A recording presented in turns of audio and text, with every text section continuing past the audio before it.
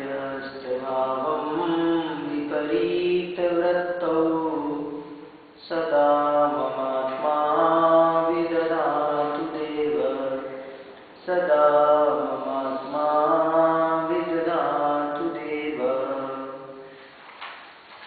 आज 26 जनवरी है, भारत का गणतंत्र दिवस है और इसीलिए मेरे चित्त में जो मंगलाचरण का श्लोक उभर कर आया वो ये आया।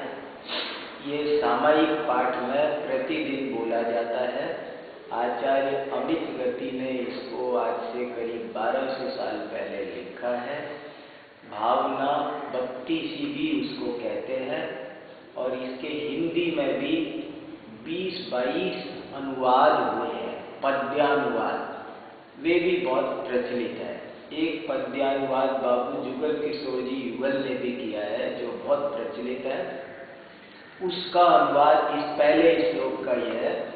प्रेम भाव हो सब जीवों से, गुणी जनों में हर्ष प्रभो, करुणा स्रोत बहे दुखियों पर, दुर्जन में मध्यस्थ विभो। ऐसे ही और भी कई अनुवाद हैं और बहुत अच्छे अच्छे अनुवाद हैं। असल में मूल ही बहुत अच्छा है, इसलिए उसके अनुवाद भी बहुत अच्छे अच्छे हुए हैं। मूल में बहुत दम है। श्लोक का हिंदी में मतलब यह है कि हे भगवान, मेरे हृदय में सदा 4 प्रकार की भावनाएं बनी हैं।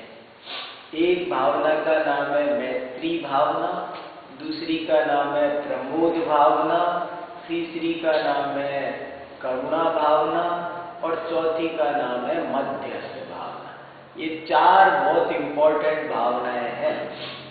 लोगों ने 12 भावना बहुत सुनी है, 16 कारण भावनाएं बहुत सुनी है, भाव अच्छे रखो ये बहुत सुना है, मगर ये 4 भावनाओं के बारे में हमारी जैन समाज की सामान्य जनता, आम आदमी अपरिचित है। जबकि ये 4 भावनाएं बड़ी इंपॉर्टेंट है और रोज याद करने लायक है।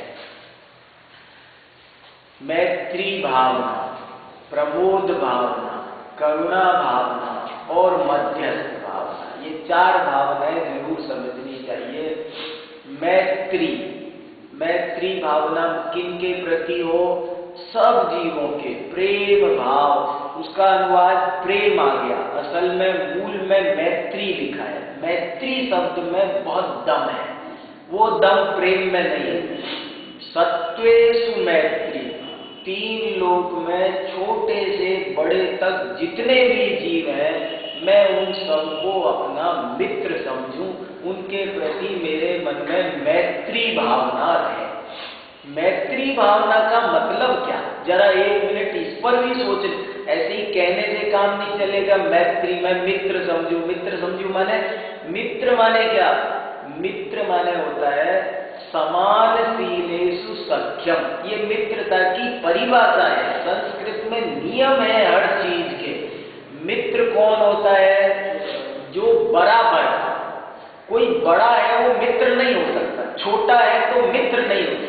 जब पति पत्नी मिलते हैं, 2 दोस्त होते हैं, वे 2 दोस्त कब तक दोस्त रहते हैं? अगर 2 में से एक ने भी अपने आप को बड़ा समझा या छोटा समझा तो समझो दोस्ती गई। दोस्ती कब तक टिकेगी? अगर 2 में से एक भी, मान लो आप हम दोस्त हैं और अगर मैं कल से ये समझने लगूं मैं बड़ा हूं आप छोटे, तो समझ लेना दोस्ती जाने वाली है, बस जाने का लक्षण दिख गया। अगर मैंने अपने को छोटा समझा तो भी दोस्ती चली जाएगी, मैं दूर हो जाऊंगा। दोस्ती कब तक रहेगी? जब तक बराबरी की भावना रहेगी। तो हे भगवान, 3 लोक के सब जीवों को मैं बराबर समझूं, सबके प्रति मेरे मन में मित्रता का भाव हो। मित्रता का भाव आते ही क्या होगा? बराबरी का भाव आएगा, समानता का भाव आएगा, वीतरागता जगेगी। ना कोई छोटा है ना कोई बड़ा है, जो निगोद में सोई मुझ में, सोई मजा। ये जो जब हम किसी को छोटा मानते हैं, अपने को बड़ा मानते हैं, तो क्या होता है? अभिमान जगता है। और अगर हमने अपने को छोटा समझा, आपको बड़ा समझा, तो क्या होगा? दीनता आएगी। जब ना आप बड़े हो ना छोटे हो, तो बराबरी का व्यवहार आएगा। वीतराग सत्वेषु मैत्री। अभी आपको एक और बहुत मर्म की बात बताऊं। असल में 4 भावनाओं में भी पहली भावना में सब कुछ आ गया। उन्होंने कहना तो पहली ही चाहा है। अब पहली जब समझा, समझ लो वो पहली समझा रहे थे, तो शिष्य खड़ा हुआ, महाराज मेरे से ये पॉसिबल नहीं है, सबको मैं सबको 3 लोक के सब जीवों को मैं सदा एक सा समझूं। मैं घर गृहस्थी वाला, मेरे देखो कोई बॉस भी है, मैं कैसे बराबर समझूं बताओ आप? मेरे छोटे भी है, मैं छोटों को बराबर कैसा समझूं? माने कितने झंझट हैं, तो मेरे से ये नहीं निभेगा बराबरी का भाव, मैं क्या करूं? तब उसके लिए 3 भावना और बताएं। समझना, ये बहुत इंपॉर्टेंट बात है। ये जो 4 भावनाएं हैं, इनके 2 ग्रुप बनाने चाहिए, ग्रुप 1 एंड ग्रुप 2। ग्रुप 1 में क्या होगा? मैत्री भावना 1, और ग्रुप 2 में प्रमोद, कारुण्य, माध्यम 3 भाव। कि अगर तुझे भेद भावना करनी है तो ऐसी करना, ले हम करके बता देते हैं। चल तुझे छोटे बड़े की भावना बिना रहा नहीं जा रहा ना, रहा जाए तो वेल गुड, और नहीं रहा जाए तो बोले तो ऐसे सुन के देख, सत्वेषु मैत्रीं गुणिषु प्रमोदम।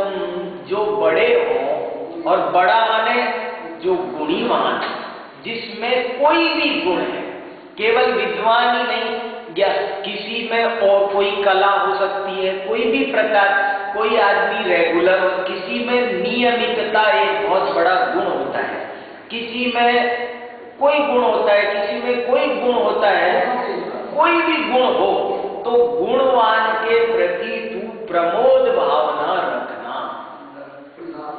गुणियों के प्रति जब प्रमोद भावना होगी, तो गुणी बनने का रास्ता प्रशस्त होगा। गुणवान के प्रति जब तक आदर भाव नहीं आएगा, तब तक कोई व्यक्ति गुणी बन नहीं सकता। अभी और एक बात बताऊंगा, पहले ये तीनों समझ लें। प्रमोद का मीनिंग क्या है? प्रमोद का मीनिंग प्रमोद माने मनोरंजन नहीं, मनोरंजन नहीं। प्रमोद माने वो होता है ना, एक तो आमोद प्रमोद, एंजॉय, प्रफुल्लित होना, उनके प्रति प्रसन्न होना, उनके प्रति समादर, हर्ष पूर्वक जो आदर की भावना आती है, हर्ष प्लस आदर, तो प्रमोद कहते हैं। उत्साह, हर्ष, प्रमोद, सबको मिलाकर जो पराठा बनेगा उसका नाम है प्रमोद। मिक्स है ये, हर्ष भी है उसमें, उत्साह भी है, और आदर भी है, रेस्पेक्ट भी है, उसका नाम प्रमोद है। तो गुणियों के प्रति प्रमोद होना चाहिए। और जो दीन दुखी हैं, छोटे हैं, जो बड़े हैं, गुणवान हैं, उनके प्रति प्रमोद। और जो छोटे हैं, छोटे माने कई का नाम छोटा है, छोटा माने क्या? छोटा माने कोई उम्र से छोटा नहीं होता, रंग कलर से छोटा नहीं होता। छोटा माने जो किसी वजह से दुखी है, जिसके पास दुख है, वो छोटा। तो वो दुखी के प्रति कैसी भावना? करुणा भावना। और तीसरे जो शत्रु टाइप के, जिनको दुनिया कहती है, जिनको हमारे आचार्यों ने बड़ा प्यारा शब्द दिया है, विपरीत वृत्ति। देखो, दुर्जनी का, शत्रुनी का अनुवाद में गड़बड़ हो गई है, ये अनुवाद में ये सब शब्द आ गए हैं। पर इसीलिए मैं कहता हूं, जो आनंद ओरिजिनल आचार्यों के शब्दों में है, अनुवाद वाले करे क्या? अनुवाद वैसा बनता नहीं है, हमेशा ट्रांसलेशन में दिक्कत आती है। सत्वेषु मैत्रीं गुणिषु प्रमोदं क्लिष्टेषु जीवेषु कृपा परत्वम्। जो दुखी जीव है, क्लिष्ट माने क्लेश सहित है, दुख सहित है, उनके प्रति दया की भावना, करुणा की भावना मेरे हृदय में रहे। और जो माध्यस्थ भावम विपरीत वृत्तो, दुर्जन नहीं लिखा, दुष्ट नहीं लिखा, शत्रु नहीं लिखा, ये सब शब्द एप्रोप्रिएट शब्द नहीं है, शब्द है विपरीत वृत्ति, जिसका नेचर हमसे उल्टा है। विपरीत वृत्ति का मतलब, अब आप 10 बजे नहाते हो, मैं 5 बजे नहाता हूँ, तो अब मुझे दिन में सोना है, आपको रात में सोना है, तो अब शत्रु कौन है? मैं कहूँ आप मेरे शत्रु हो, बोले ये भी तो कह सकते हैं कि मैं शत्रु हूँ। नहीं, विपरीत वृत्ति है हम और कुछ नहीं है, विपरीत वृत्ति है। तो विपरीत वृत्ति के प्रति क्या किया जाए? मध्यस्थ भावना रखी जाए। ये 3 प्रकार की भेद भावना कर दी। एक प्रकार का की अभेद भावना है और 3 प्रकार की भेद भावना है। अब जरा 1 मिनट को और आपका ध्यान दिलाऊं तो पता चलेगा। कोई सोचेगा इसमें क्या है बड़ी बात, लेकिन हमारी जिंदगी में चारों उल्टी है, चारों की चारों। अब मैं आपको चारों की उल्टी बताता हूँ। हमारी जिंदगी चेक करते हैं। ये तो पोजीशन इन्होंने बता दी कि ऐसा होना चाहिए। माध्यस्थ का भिन्नता नहीं बताया माध्यस्थ, हाँ ठीक है। दुर्जन विपरीत वृत्ति के प्रति मध्यस्थ भावना। मध्यस्थ भावना का मतलब भी इतना सा है कि ना तो उससे जुड़ना है, ना तो उसकी प्रशंसा करना है, जैसे गुणी की करना है, गुणी व्यक्ति की प्रशंसा करना है, प्रमोद करना है, उत्साह व्यक्त करना है, उसके प्रति वो भी नहीं करना है। और जैसे कोई दुर्जन है तो उसके प्रति हमको नाना प्रकार के बुरे भाव आते हैं। हमें उसके प्रति महाराज जी के शब्दों में कहूं तो न तो उसे सिर पर चढ़ाना है, न उसे क्या वो कहते हैं, नहीं सुनो, वो दूसरे ढंग से कहते हैं, मैं शब्द चूक रहे अभी मेरे दिमाग से। वो कहने लगे जो विपरीत वृत्ति है, अगर उससे मीठा बोलोगे तो सिर पे चढ़ जाएगा, कड़वा बोलोगे तो सिर फोड़ देगा। ये है मध्यस्थ भावना। मध्यस्थ भावना में उससे बोलो ही मत, अच्छा बुरा ही मत बोलो आप। अगर आप उससे ना दोस्ती करो ना दुश्मनी करो, उससे ना दोस्ती करो ना दुश्मनी, ना कहो उसे दोस्ती, ना कहो उसे बैठ। ऐसे लोग, वैसे लोगों से कि भैया ना आप उससे के प्रति प्रेम रखो, न उससे नाराजगी झगड़ा करो, नहीं तो दोनों में ही मुसीबत है। उससे संभल कर रहो, बच कर रहो, दूरी बना कर रहो। ये सब उसके मीनिंग है। ये सत्वेषु मैत्रीं गुणिषु प्रमोदं क्लिष्टेषु जीवेषु कृपा परत्वम् माध्यस्थ भावं विपरीत वृत्तौ सदा ममात्मा विदधातु देव। 4 भावना बता दी। अब चारों के नाम एक बार फिर बोल देता हूँ। मैत्री भावना, प्रमोद भावना, करुणा भावना और मध्यस्थ भावना। सब जीवों के प्रति मैत्री भावना, सखा भाव, बराबर का भाव, और गुणियों के प्रति प्रमोद की भावना, दीन दुखियों के प्रति करुणा की भावना, और विपरीत वृत्ति के प्रति, दुर्जन के प्रति मध्यस्थ की भावना। ये 4 भावना है। अब हम रियलिटी चेक करते हैं, क्या हमारी पोजीशन क्या है। सबके प्रति बराबरी का भाव होना चाहिए, लेकिन हमारी लाइफ देखो तो हमने कितने ज्यादा भेदभाव कर रखे हैं। सब जीवों के प्रति तो छोड़ो, हम सब जीवों को बराबर मानना छोड़ो, हम आदमी आदमी में फर्क कर रहे हैं। हम इंसान, ये पाकिस्तानी है, ये ऑस्ट्रेलियन है, ये हमने कितने भेदभाव कर, आदमी आदमी।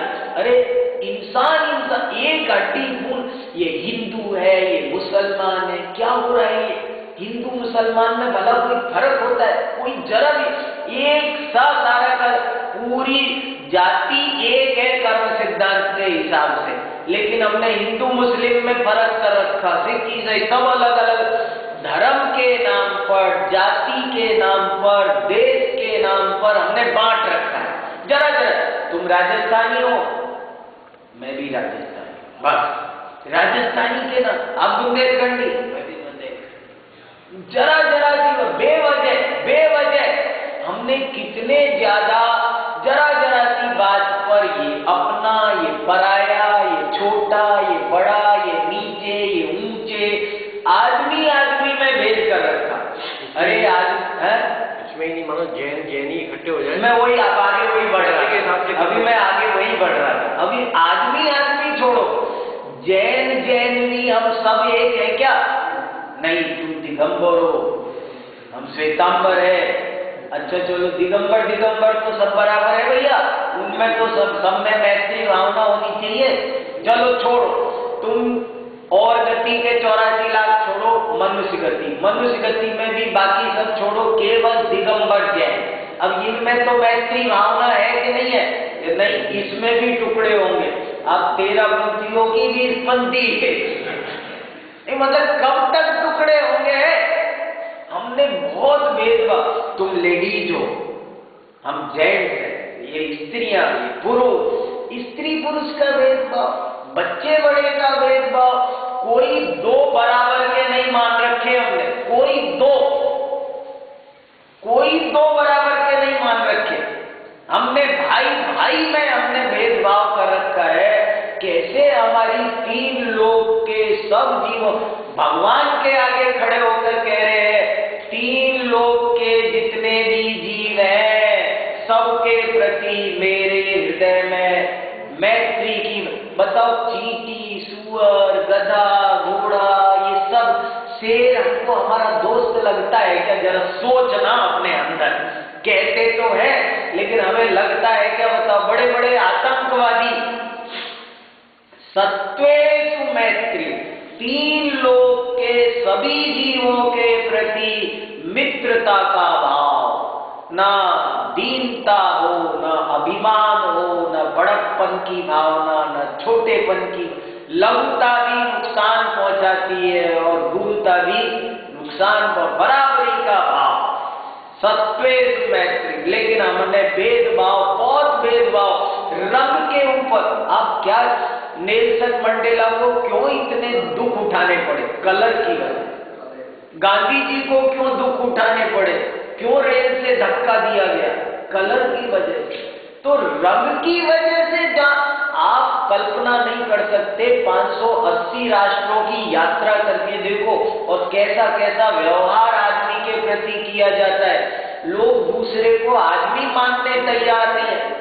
बहुत से लोग, कई तो धर्म के नाम पर ऐसे कहते हैं। एक धर्म ऐसा कहता है, मैं नाम बोलना ठीक नहीं समझता, कि स्त्रियों में आत्मा ही नहीं होती। वो कहता है स्त्री और बकरी में आत्मा नहीं होती, 2 में धर्म। वो नहीं मानता, हाँ आत्मा नहीं मानता, एक धर्म है ऐसा। वो स्त्री और बकरी 2 में धर्म, आत्मा ही नहीं मानता। वो कहते वो तो आत्मा नहीं, अजीब होते हो। क्या करे बता। मैं अज्ञानता की पराकाष्ठा, जरा सी उंगली क्या दिखी, काट दो, मार दो, आंखें फोड़ दो, कोई क्रूर यातना है जरा सा भी। मैं सब बातें 26 जनवरी याद आ रही मुझे और इसलिए कर रहा हूं। देखो, देश का जो संविधान है वो 100% जैन संविधान है, पूरा का पूरा। और जैन धर्म के अलावा कोई धर्म ऐसा नहीं है जो भारत के संविधान को मान सके। आज मैं आपको बहुत ऊंची बात बता रहा हूं। सब धर्म मानते जरूर है, लेकिन किसी धर्म के पास वो कलेजा नहीं है जो जैन धर्म के पास है। भारत के संविधान पर जो पहले पन्ने पर बात लिखी है, जो 5 बातें लिखी है, हर आदमी को, हर को, सबको समानता, स्वतंत्रता, निष्पक्षता, सबकी डिग्निटी, इस बात को जैन धर्म के अलावा कोई मानता नहीं। सब कहते जरूर है, लेकिन सब में दूसरे को, कोई कहता है शूद्र बुरे होते हैं, कोई कहता है स्त्री बुरी होती है, कोई फलाना बुरा होता है, कोई, लेकिन सब समान है। ये बहुत बड़ी ऊंची बात। जैन धर्म उसे प्रैक्टिकेबली मानता है, व्यवहार में मानता है, केवल सिद्धांत में नहीं, व्यवहार में मानता है। सत्वेषु मैत्री, यहाँ तक कि तिर्यंच भी, अरे कोई फर्क ही नहीं। जब राम लक्ष्मण सीता वन में गए तो एक गिद्ध पक्षी था, तो राम लक्ष्मण सीता ने आहार दिया था। देशभूषण कुलभूषण मुनि महाराज आए थे जंगल में, तो उनको आहार दिया। जब आहार दिया तो पेड़ पर एक गिद्ध बैठा था, वो देख रहा था, उसे कोई पूर्व भाव स्मरण हो गया, जाति स्मरण हो गया उसे। अरे उसको कोई घटना याद, पूरी धर्म की क्रिया याद है, और वो देखता रहा, भाव विभोर होता रहा।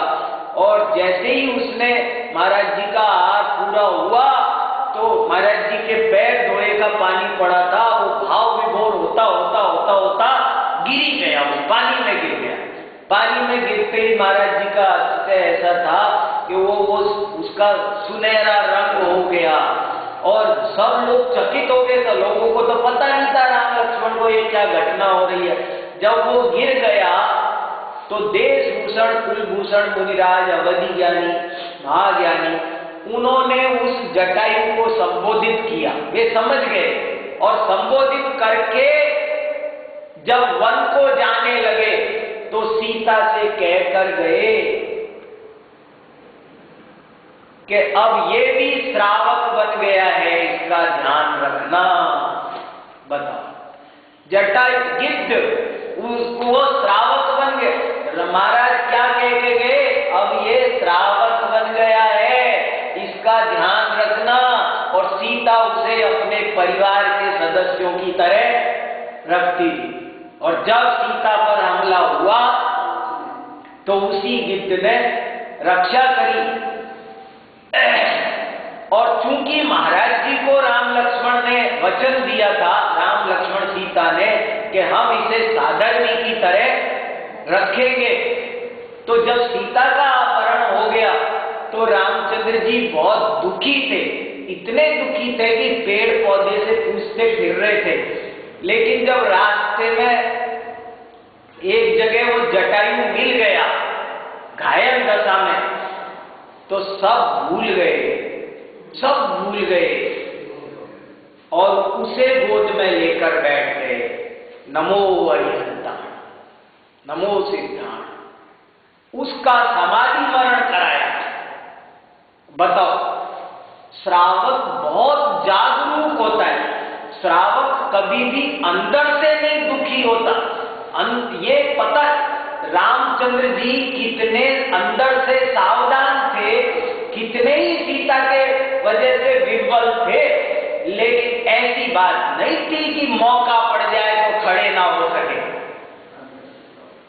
मौका पड़ जाए तो खड़े ना हो सके, ऐसी बात नहीं। देखो, अभी जरूरत पड़ी तो क्या हुआ, भूल गए सीता, याद किया भैया जो कुछ होना होगा होगा, अभी रुको, शांति रखो, और नहीं कुछ नहीं। सबसे पहले ये क्षयिक सम्यक दर्शन का, ये क्षयिक सम्यक दृष्टि का चिन्ह है। ये इससे पता चलता है अंदर में से जागृति गई नहीं थी। ये एक बहुत बड़ी बात है। तो इसलिए तिर्यंच को भी बराबर माना जाता है। सत्वेषु मैत्रीम, तो सबके प्रति अपने को रोज ट्राई करना चाहिए। ये छोटे बड़े की भावना बहुत दुखदाई है, बहुत दुखदाई है।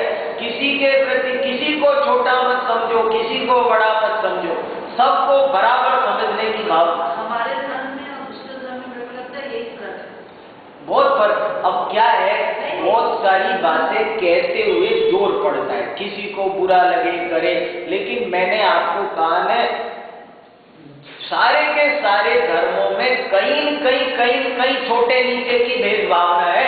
इसको इसका अधिकार नहीं है, इसको इसका अधिकार नहीं है, ये नहीं कर सकते वो। लेकिन मनुष्य जाति में नहीं है ये चीजें। कैसे? और धर्मों में मनुष्य जाति में अच्छी भावना रखो आपस में, ये तो है। हाँ, हमारे में रखिए, तिर्यंचों तीन लोग के सब जीवों के प्रति बराबरी की भावना। फिर देखो और दूसरा चेक करते हैं, दूसरी भावना क्या है? गुणियों के प्रति प्रमोद की भावना होनी चाहिए।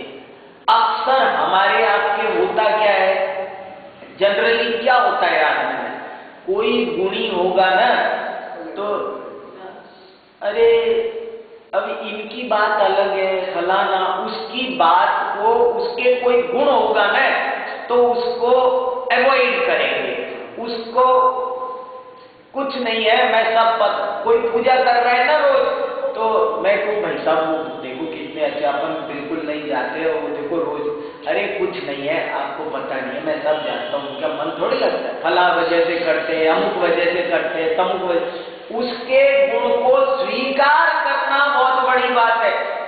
कोई आदमी रेगुलर है तो उसको उसकी रेगुलरिटी की प्रशंसा करने के लिए गजबर का कलेजा चाहिए, मगर नहीं करते। किसी के गुण होंगे उनको अनदेखा करना, गुणों को दोष सिद्ध करते हैं बहुत से लोग, तो उसके क्वालिटी को डिस्क्वालिटी सिद्ध करते हैं। कुछ नहीं, पागल है वो, जमाना तो कोई ईमानदार है, दुकानदार है, कुछ नहीं, वो क्या जाने, कुछ तो है नहीं। तो इस तरह गुणी के प्रति प्रमोद भावना आने की बजाय उसको टाल मटोल करने की, अवॉइड करने की, गुण को दोष सिद्ध करने की। कोई आदमी पूरा टाइम ऑफिस देता है, अपनी सारी छुट्टियां ले, अरे इनके पास कोई काम तो है नहीं, घर में जी लगता नहीं, करे क्या? तू टाइम देता नहीं, लेट आता है, तुझे अपनी गलती को गलती मानना पड़ता है दूसरे के गुणों की प्रशंसा करने के लिए, लेकिन अपनी गलती को जस्टिफाई करते रहते हैं लोग। ये उल्टा चल रहा है, उल्टा चल रहा है, बिल्कुल उल्टा चल रहा है। अगर मैं आपके गुण की प्रशंसा करूंगा तो मैं नहीं गलत हो जाऊंगा, क्योंकि गुण ग्रहण का भाव नहीं आएगा, नहीं आएगा। तो इसलिए ये एक बहुत बड़ी बात है, गुणियों के प्रति प्रमोद भाव। मैं देर से उठता हूँ, कोई जल्दी उठता है, अरे तुम प्रशंसा तो कर सकते हो।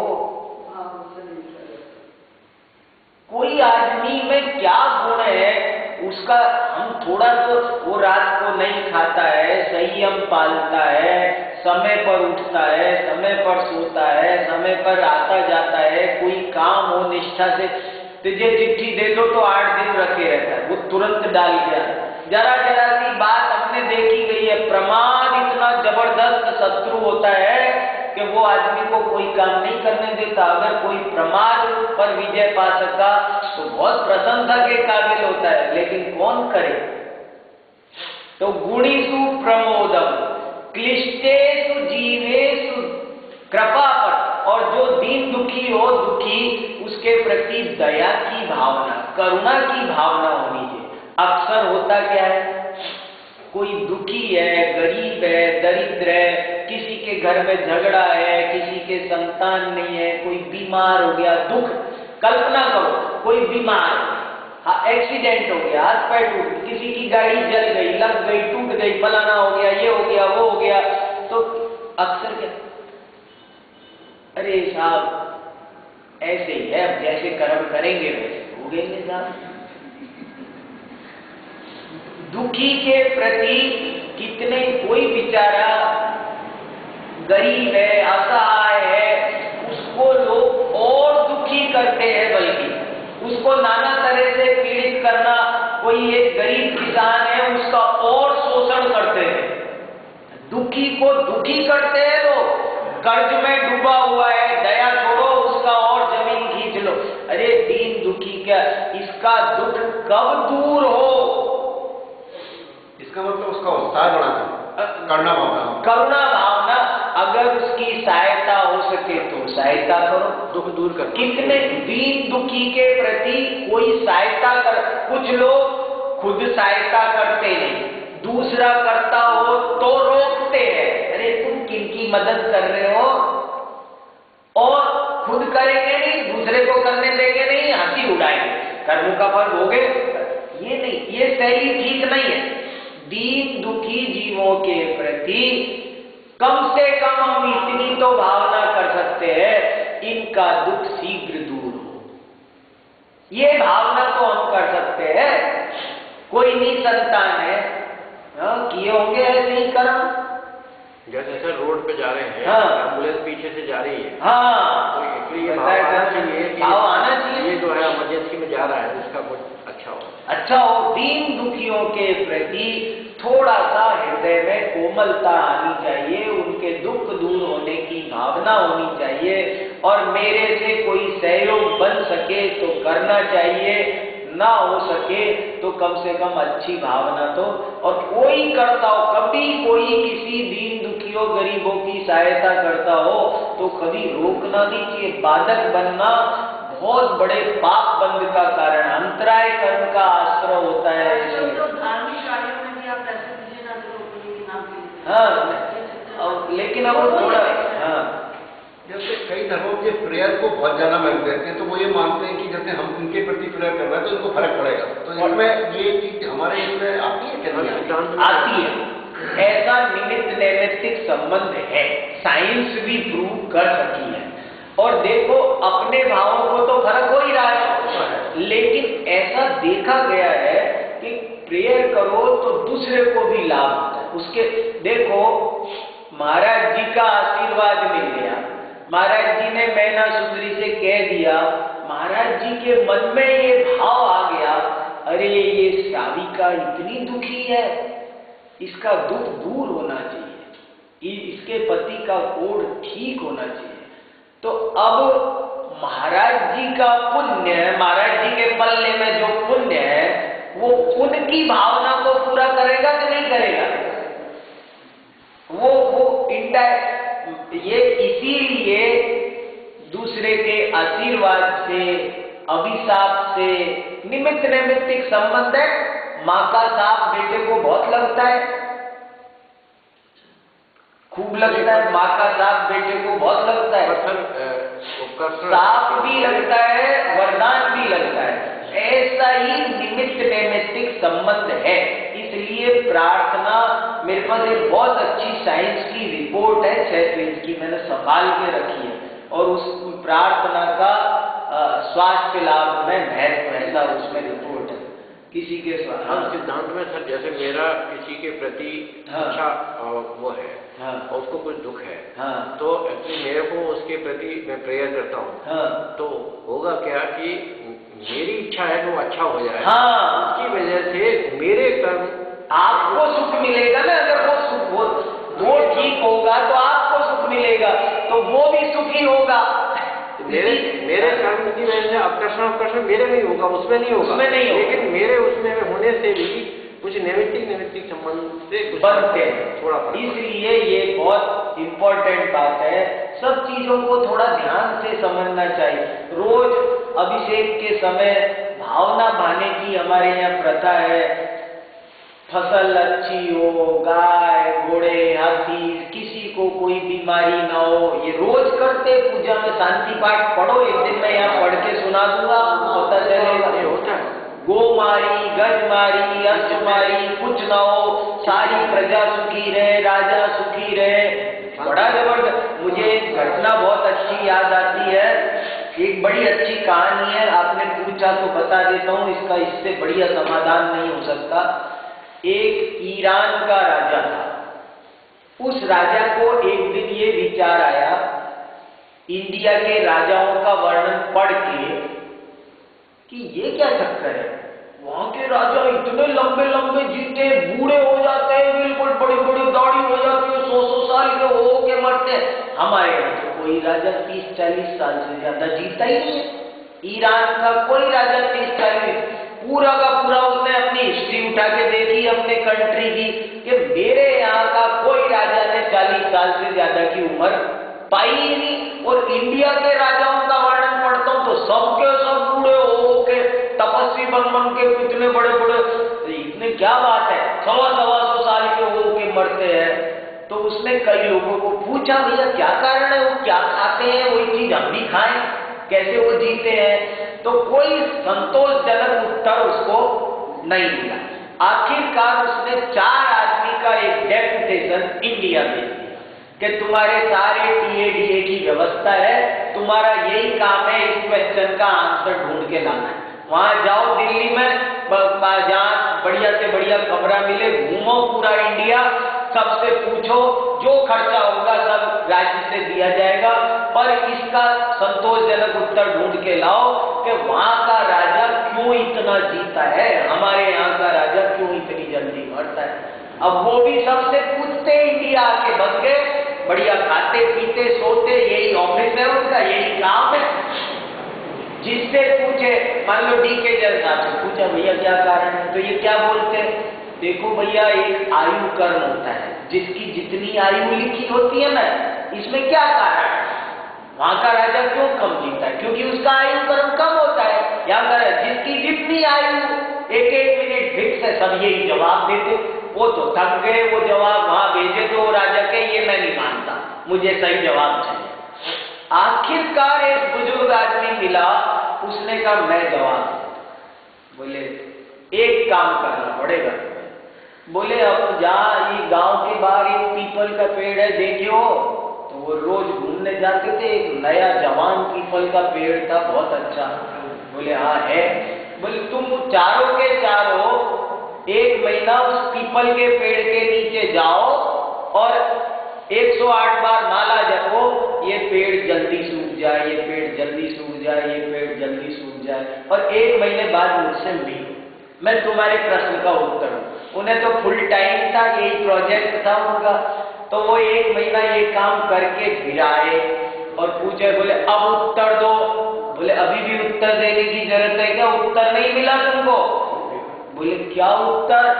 बोले तुम ये बताओ पेड़ का हाल क्या है? बोले पेड़ तो सूख गया 5-7 दिन पहले। बोले पेड़ सूख गया तो तुम्हें उत्तर समझ में नहीं आया?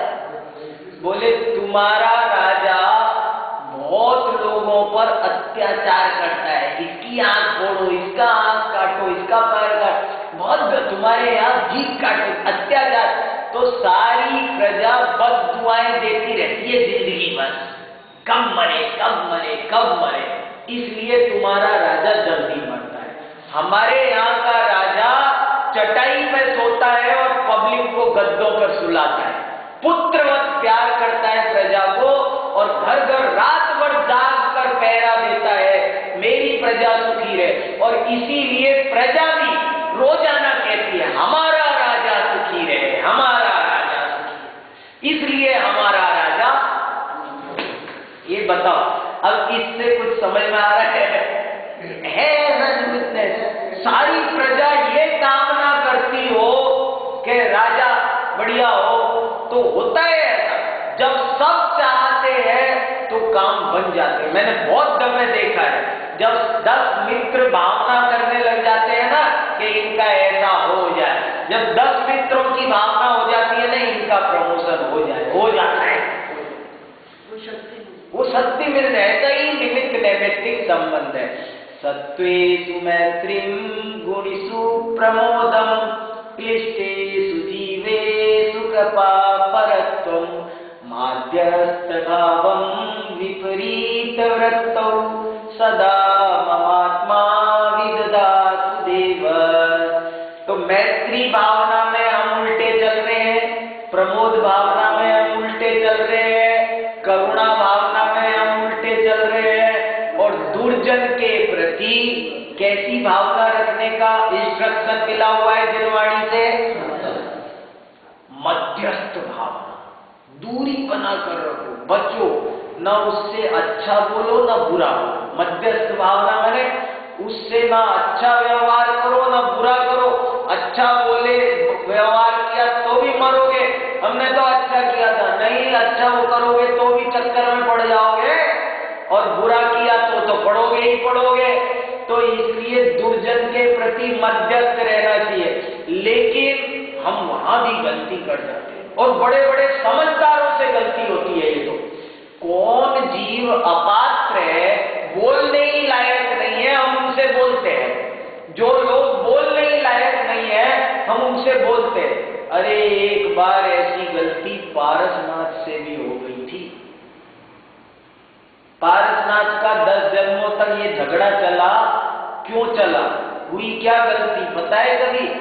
राजा को क्या करी? उसको समझाने चले गए थे अपने भाई को और उसने सिला डाल दी। अपात्र को उपदेश दोगे बस। और जो जीव पर किसको क्या कहना बोलना, अच्छी सलाह देना भी नकटे को दर्पण नहीं दिखाना चाहिए। साफ है, हम समझ लेंगे एडवाइस। बिल्कुल सही बात है, एकदम सही, एकदम सही। नहीं जब जरूरत नहीं, बिन मांगी सलाह दे रहे हैं, बिन मांगी सलाह। किसी ने सलाह मांगी थी नहीं, बताओ बया बंदर को सलाह देगी क्या होगा? अपात्र को उपदेश निर्देश संदेश कभी नहीं देना चाहिए।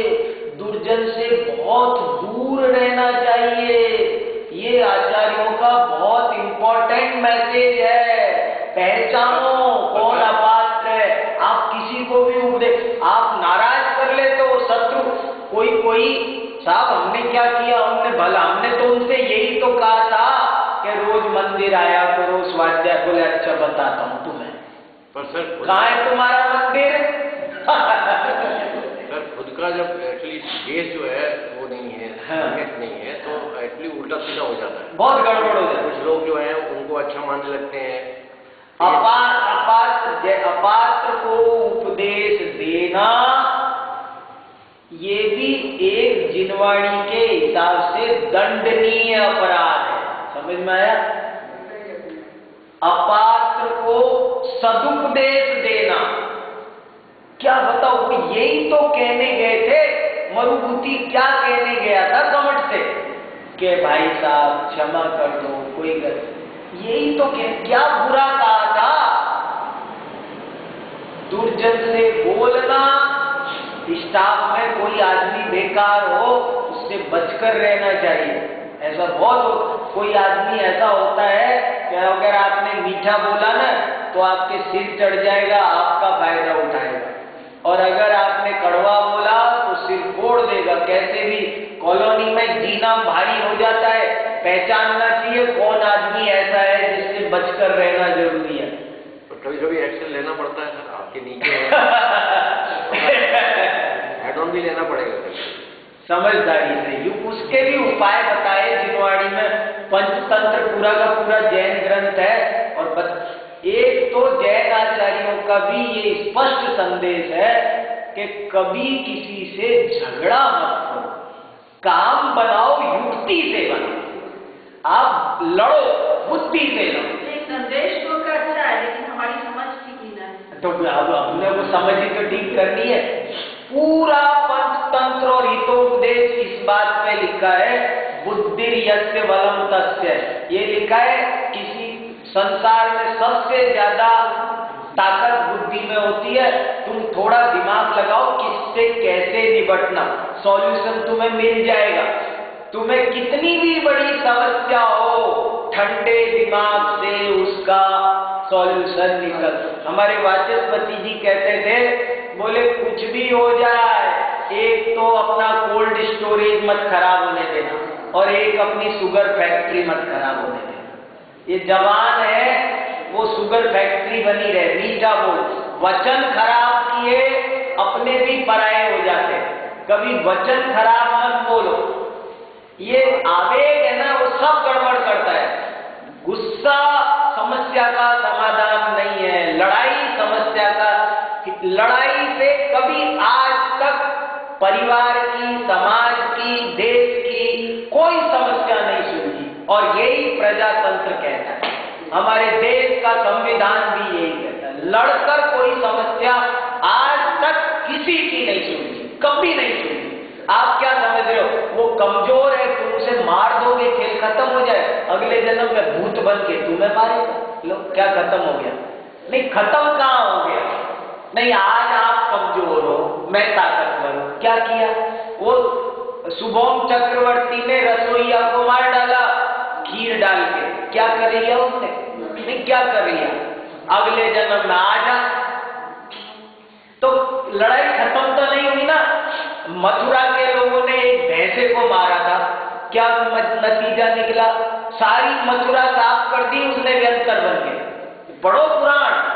एक भैंसा था, वो गली में फंस गया और गली में सारे मथुरा वालों ने उसको परेशान किया, उसी पर पैर रख रख के निकलते थे। हरिवंश पुराण में कहानी है। और वो भैंसा आत्म ध्यान करके मरा और मर करके व्यंतर बना और सारे मथुरा को खत्म कर दिया उसने। इसलिए आप समझो 2 मिनट आप जीत गए तो समझ लो कि मैं जीत गया, ऐसा कुछ नहीं है। अभी टाइम बहुत बाकी है। आज आप अपनी ऊंची करके समझ रहे हो कि हम ऊंचा हो गया, इसलिए बहुत सावधानी से जीवन जीना चाहिए। दुर्बल को सताना बहुत भारी पड़ता है। दीन दुखी को दुखी करने वाले आज तक सुखी नहीं हुए। महासुख पाता है वह जो औरों को सुख देता है, महादुख पाता है वह जो औरों को दुख देता है। तो प्रजातंत्र का बहुत बड़ा, मैं तो कभी कभी कहता हूं, आज से बढ़िया समय जैन धर्म के लिए न तो पिछले 1000-2000 साल में था। महावीर भगवान के टाइम जरूर था, उसके तुरंत बाद महावीर भगवान के रिश्तेदारों ने, अजात शत्रु ने, उसके मंत्री वर्षकार ने, मैं तो महाराज जी की कृपा से इतिहास भी पढ़ने लगा ना, थोड़ा सा सब समझ में आ रही है बातें, तो क्या हिस्ट्री हुई। लेकिन पिछले 2000 साल में जो खराब समय हमारे देश ने देखा है, उससे आज का समय हर तरह से जैन दर्शन के लिए तो बहुत, इससे प्यारा समय न था और पता नहीं, मुझे लगता है कब तक रहेगा भैया पता नहीं है। इस ऐसा समय कब तक रहेगा? इतनी बढ़िया डेमोक्रेसी का सिस्टम कहां मिल सकता है? इसलिए हर तरह से जैन धर्म को आज विज्ञान प्रूव कर रहा है, आज राजनीति प्रूव कर रहा है, आज की पॉलिटिकल साइंस कह रही है जैन धर्म बढ़िया है, आज का जो मेडिकल साइंस कह रहा है कि जैन धर्म बढ़िया है। लोधी कॉलोनी में कितना बड़ा कार्यक्रम हुआ, आप जो गए हो देखा होगा, 50 डॉक्टर खड़े होकर के कह रहे हैं कि जैन धर्म की बात मानी होती तो हॉस्पिटल ही नहीं होती।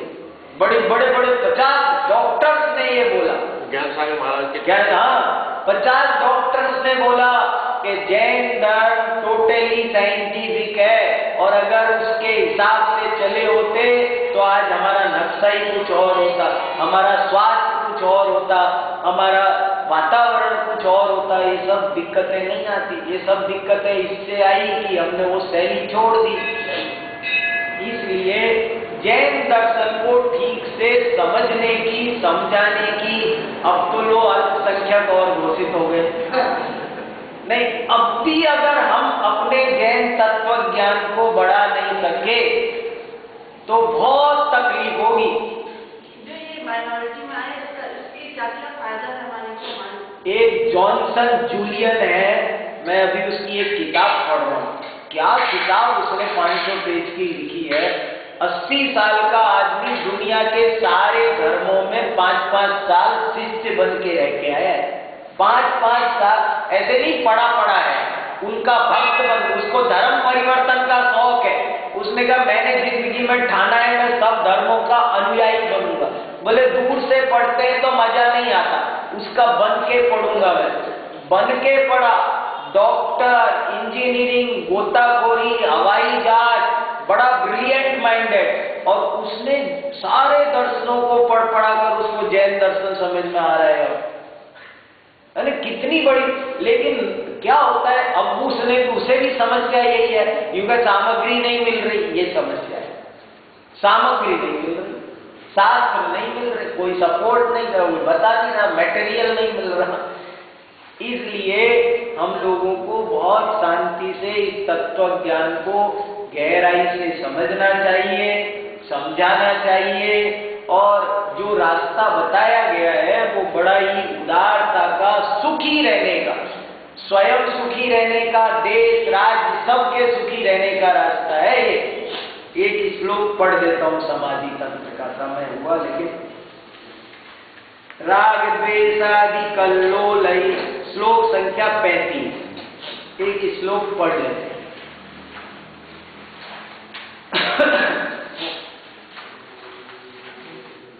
राग द्वेषादि कल्लोलई अलोलम यन्मनोजलम सपश्यत्यात्मनस्तत्त्वं तत्तत्त्वं नेतरो जना।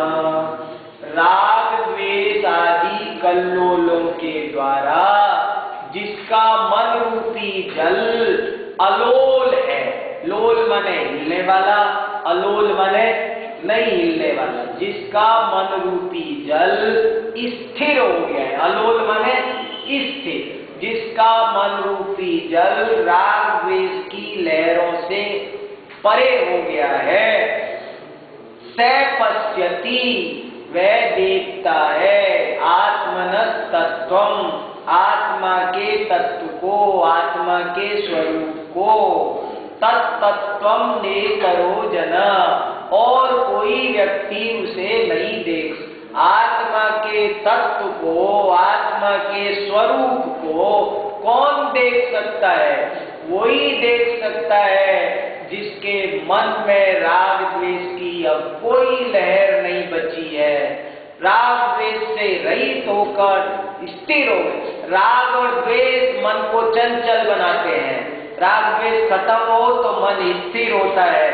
तो वही व्यक्ति आत्मा के तत्व को देखता है और कोई आत्मा के तत्व को नहीं देखता। अविक्षिप्तम मनस्तत्वम, ये पढ़ लिया था ना पिछली बार 35। अविक्षिप्तम मनस्तत्वम विक्षिप्तम भ्रांतिरात्मनः धारेत तदविक्षिप्तम विक्षिप्तम नाश्रयेत ततः। अविक्षिप्तम मनस्तत्वम, जो मन